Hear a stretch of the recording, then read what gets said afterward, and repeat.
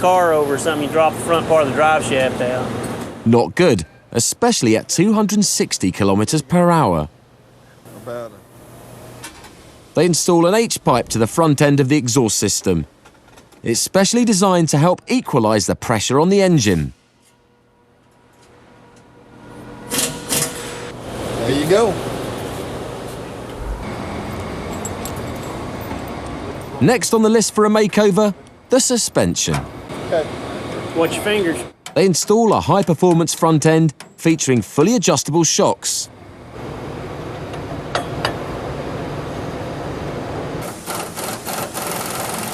The new engine in the souped-up Super Snake has 3 times the horsepower it had back in 1967, so it will need extra muscle to keep the rear tyres on the pavement. And the guys here have just the thing. This coilover system is one of the most advanced rear suspensions available for vintage Mustangs. You can adjust the rear end side to side to get it squared up in the car correctly. Drive it home.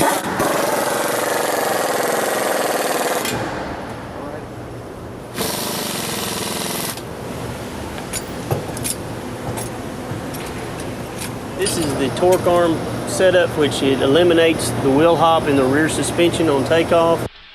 Jason Giombi's custom Super Snake is really coming together. But what about Eleanor? She's nearly finished and ready to go from the shop to show to go.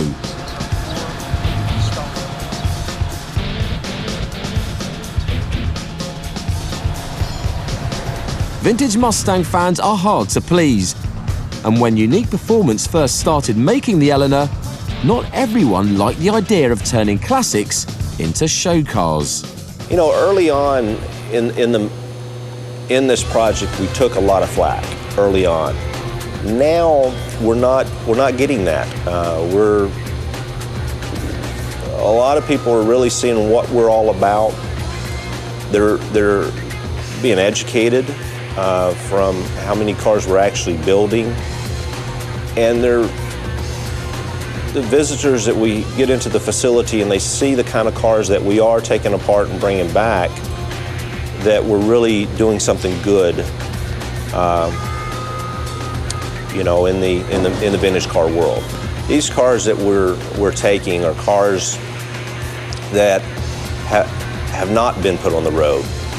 These cars are cars that would probably sit there and rust to a point where they can't be repaired and brought back. And those who want an Eleanor of their own had better get a move on. Unique is limiting its production to just 475 cars.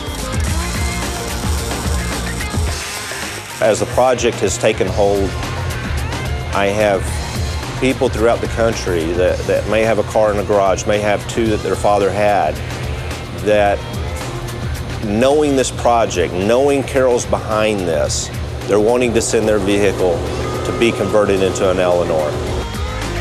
And what better comeback than to make it as a movie star? When I get someone on the phone, just finding out that we are doing this car for Mr. Shelby, it's just like a kid in a candy store. And the candy store includes all sorts of cool custom rides, including Eleanor's little sister, this Shelby GT350 SR. With a 350 horsepower V8 engine, she's not quite as fast as the movie version. But this little racer is pure Shelby. And she still packs quite a punch.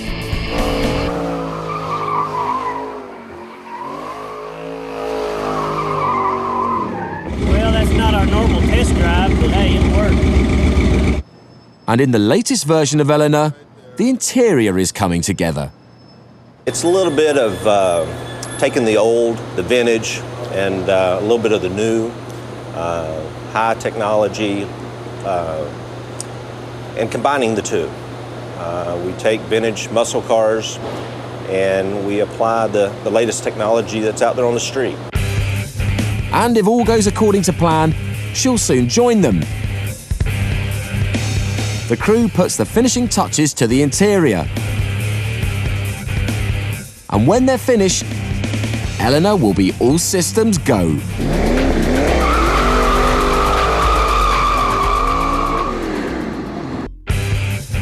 The finishing touches are put to the inside of this Mustang turned movie star, a car just like the one codenamed Eleanor in Jerry Bruckheimer's Gone in 60 Seconds.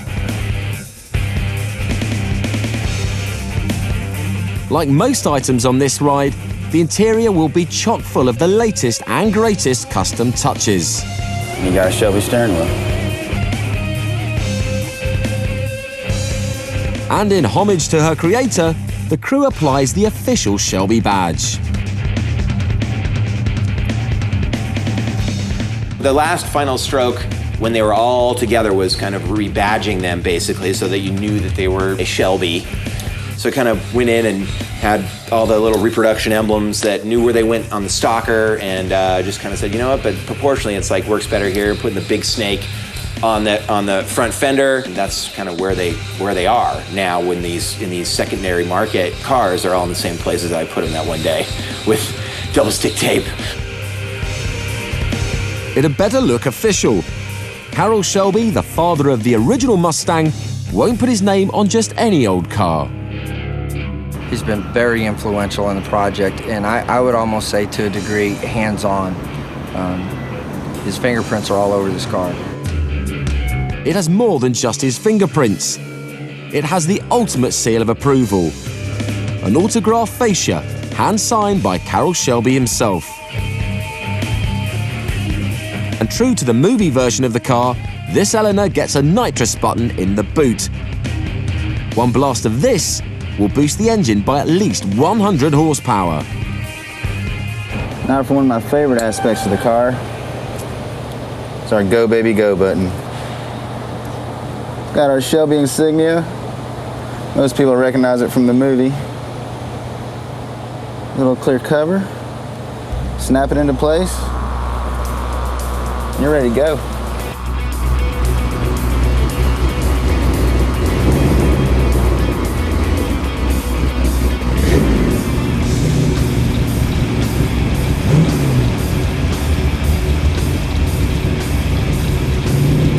Yeah, I think most people recognize that this is Eleanor. Of course, the movie Gone in 60 Seconds gave it a lot of notoriety, but I think instantly they connect to it when they see it in public. I've literally been stopped driving down the road in a Suburban with a family of 8, made me pull over, and they took pictures in the car for about 20 minutes. Honking, waving, taking pictures. Pull into a gas station, people want to take pictures with it. The other interesting thing is you would think a lot of car enthusiasts are males, but it's about 50-50 out in public. Just as many girls and women wave and whistle this car down as men. I've had a lot of hot rods, a lot of street rods, but out of all the cars I've ever built, I've ever driven, this one does a lot to other people, and that's what I like about it.